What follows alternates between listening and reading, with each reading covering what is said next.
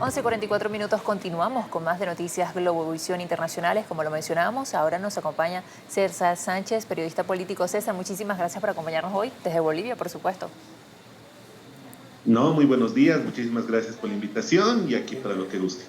Bueno, muy pendientes de lo que sucederá este domingo en Bolivia. Importante preguntarle además cuáles van a ser, por supuesto, los retos que tendrá el próximo gobierno, entendiendo un poco el contexto también que vive el país.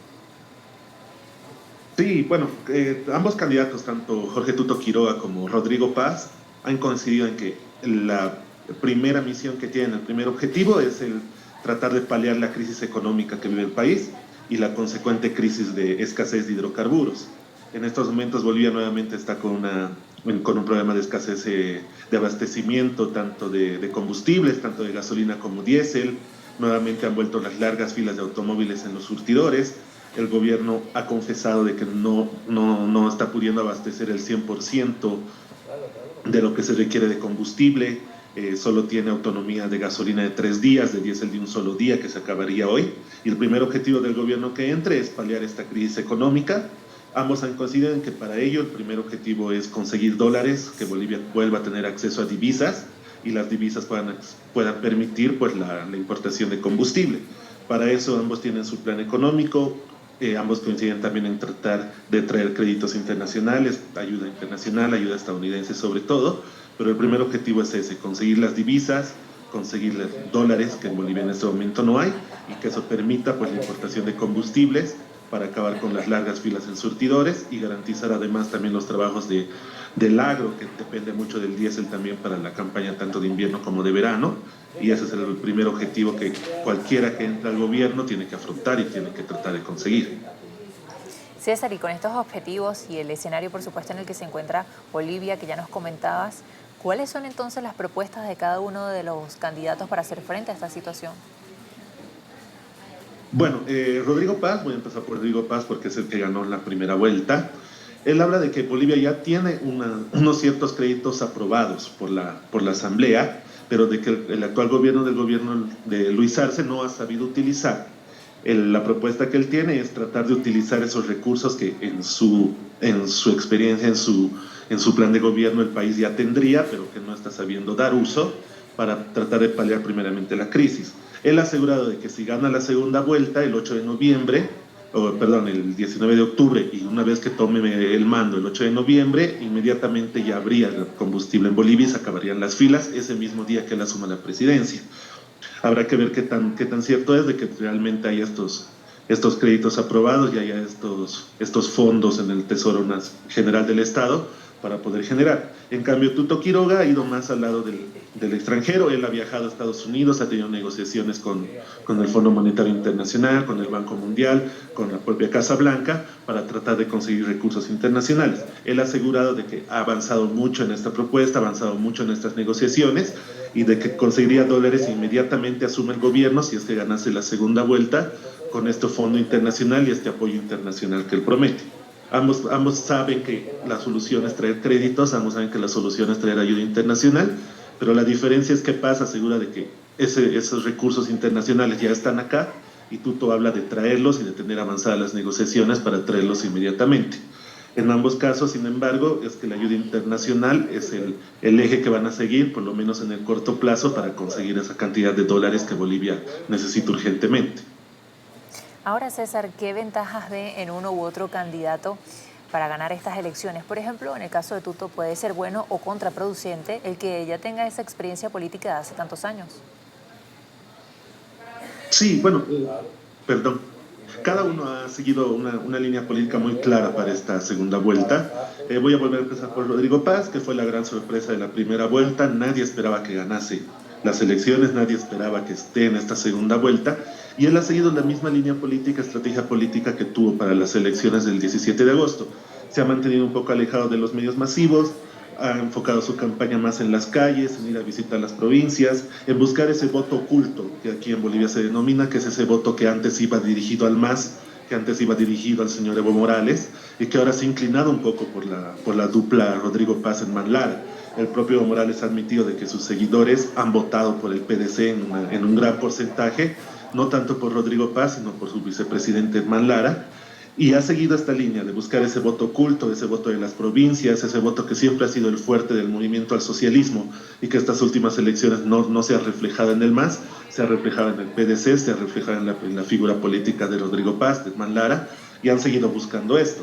En cambio, Tuto Quiroga, sabiendo bien ese antepasado que tú me dices, fue vicepresidente de Hugo Banzer Suárez, que fue uno de los mayores dictadores en la historia de Bolivia, que luego fue elegido democráticamente en las finales de la década del 90, inicios del 2000, y ese pasado político pues le pesa en ese voto oculto, en ese lado de las provincias.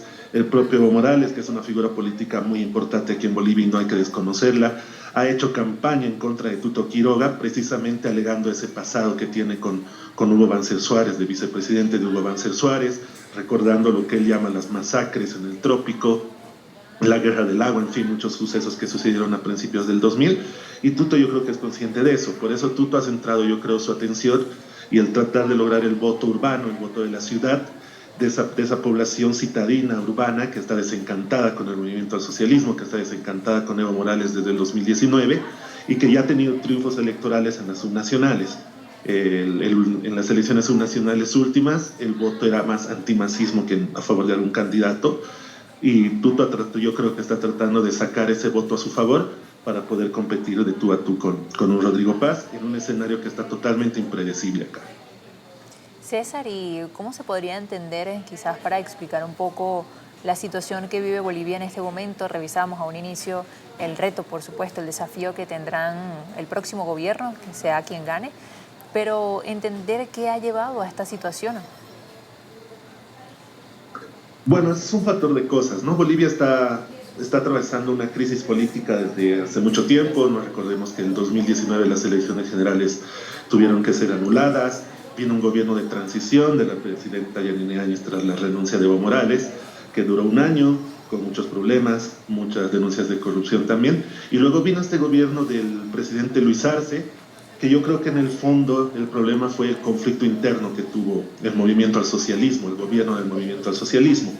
Cuando Luis Arce se postuló, él fue elegido por Evo Morales para postular a la presidencia y fue apoyado por todo el MAS. En la medida que avanzaba su gobierno, y esto lo dijo el propio Luis Arce, el señor Evo Morales quiso darle algunas directrices, quiso darle algunas órdenes que Arce no aceptó.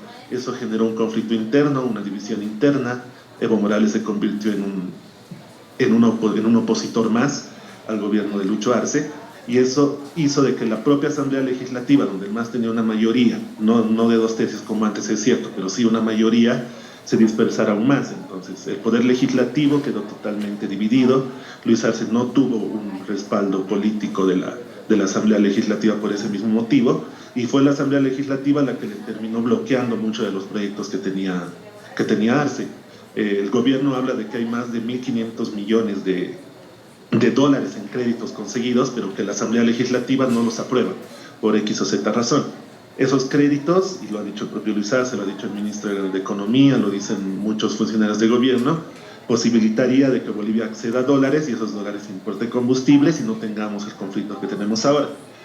Lamentablemente, pues, esto no ha podido ser así. La Asamblea ha aprobado algunos créditos, es cierto, pero no los que el gobierno requería para poder traer esa cantidad de dólares, y eso ha generado una crisis política y económica muy grande.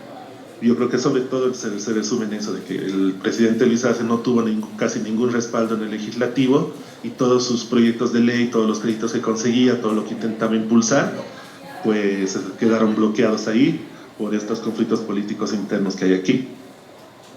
Muchísimas gracias, César, por acompañarnos hoy, bueno, y que todo salga bien el domingo. Ojalá, es lo que esperamos. El Tribunal Supremo Electoral ha asegurado de que no hay conflictos mayores, de que se va a desarrollar con normalidad.